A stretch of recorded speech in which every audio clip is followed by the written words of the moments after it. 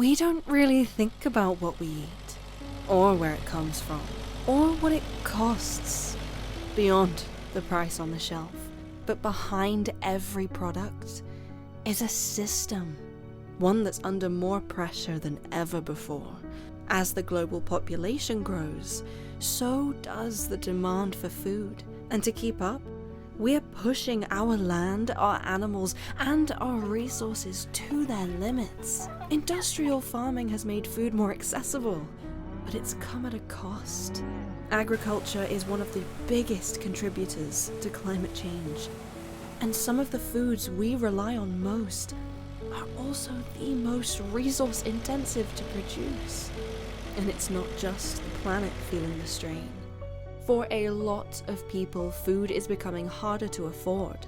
Prices are rising, choices are shrinking, and what used to be everyday staples are starting to feel like luxuries. So we're left with a question. How do we feed a growing population without exhausting the world we depend on?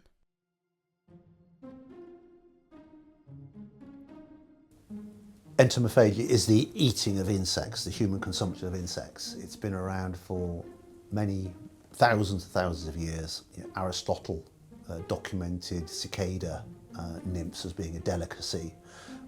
So it's basically just the eating of insects. So around the world, 2 billion people eat insects almost every day as part of their traditional culture, food culture. Here in the West, it's viewed as a bit of an unusual thing, so that's why not many people actually know what the word entomophagy means. So entomology is the study of insects, entomophagy is eating insects. Those of you who think they haven't eaten insects, you probably have. Red food colouring is made from a cochineal beetle. So you've probably eaten insects, and it's been used in lipsticks as well. 3.1 million tonnes of soya bean are shipped from Brazil to the UK every year. We bring thousands of tonnes of dried mealworms from China into the UK every year. We can produce that protein in the UK using insects. If we can reduce the amount of soya from Brazil, reduce the amount of rainforest that is destroyed, if we can grow the protein and not bring that stuff from China, then we can reduce the carbon footprint of all of those aspects. If I can stop one boat of soya, then I will be happy. Insects are able to provide, will be able to provide a portion of our protein requirements, giving people options. If you want something that's sustainable, insects should be one of your go-tos, essentially. They are very efficient protein converters. They are 15 times more efficient than cows, 3 times more efficient than chickens. They require very little space, they require very little water, they require very little energy. This container is powered by solar electric, so there's really not a lot of input apart from the food, which is virtually entirely converted into protein. For every 1.5 kilos of wheat, we get 1 kilo of protein. So say really very efficient. I really do believe that having some modular units, mealworm farms, could actually offer the UK farming environment some real opportunities on diversification. You know, the protein could be used locally on free-range chicken farms, the frass, the poo, mealworm poo, which is a very sandy substance, is a really good organic fertiliser. So there's lots of opportunities and very little waste. My name's Andy Holcroft and I'm founder of Grub Kitchen, which has been hailed as the UK's first full-time edible insect restaurant. Sarah came home one day with a research paper the United Nations published in 2013, and I flicked through it all and I discovered entomophagy and thought, wow, why are we not doing this here in the West? Quite a lot of people are averse to eating insects due to things like I'm a celebrity or, daring each other, bush tucker trials, things like that. So we thought, right, how can I turn it into normal food that tastes just as good as any other type of food you're used to eating, but has less reliance on resources from the planet, also is really good for you and can taste great. So the first way I looked at how to develop a menu with insects in there is to include insects in foods we're already used to eating. They're basically like crisps. So when you eat them, you can eat them straight out of the packet, and they're really, really light and crispy, a bit like puffed rice. So they've got a really nice fine texture, which means you can actually blend them into a really nice powder or flour, but you can also add them whole in stuff as well. So Vexo is kind of like the brainchild of myself and my wife, Dr. Sarah Bainan. There was a funding call by Welsh Government Innovate UK to help reduce fat, sugar and salt in children's food, especially in schools. So we thought, this would be a really good opportunity to try and reinvent something with insects in that's quite exciting, because most of the time when you say healthy food to school children, they think, boring. But healthy food with bugs in or insects in, suddenly that gets their attention. When we mix it up and we make it, we come out with basically a insect and plant mince. You can reform it in a lot of different ways. You make it into burgers, bologneses.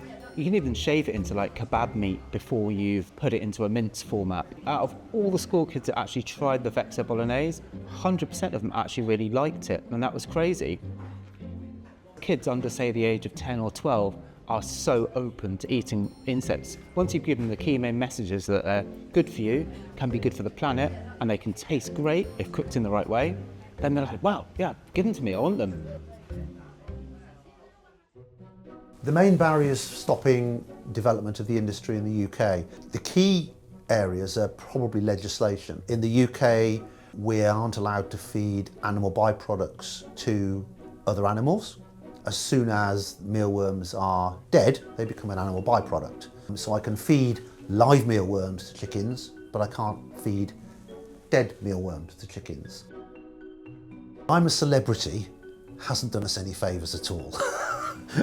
There is an established inhibition about eating insects. It's a process people have to go through to understand the need. I think working on that inhibition of not eating insects is something we've got to work on and continue to work on. And I think that's has improved over the last 3 or 4 years, and we'll keep on working on that.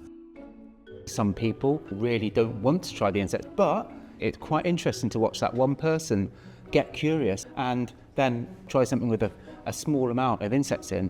And then that way, they try it the first time, they think, that's absolutely delicious, really good, fine. And then they might come back the next time and try something a bit more adventurous or with a bigger inclusion of edible insects in it. Some people think, is it going to replace agriculture? Well, farming insects is a type of agriculture. It's just a mini livestock. It's just basically trying to help alleviate an agricultural system that is already being pulled at with resources. It's a very costly venture, agriculture at the moment. So it's just a way of alleviating that and saying to people, you can get protein in your diet. It doesn't have to be always from livestock, it can be from mini livestock. To grow the industry, to increase output, is a key aspect we've got to address. I've been doing some work with the Manufacturing Technology Centre on having a modular farming unit. I would hope to have a prototype up and running within the next couple of years. Once that option is out there, then really the sky's the limit. Every mixed farm in the UK could have a unit producing mealworms, mealworm frass and the exoskeletons. Once we get to that sort of quantity, then we're going to be able to establish a sensible amount of ingredient for use in food. So things are moving in the right direction, just a lot slower than I would like. There is no single answer as to how we feed the future. No perfect solution, only a series of choices about how we grow, what we value, and what we're willing to accept. For many, insects may already be a part of their everyday diets. For others, they might never be. But as the world around us changes, so should the way we eat.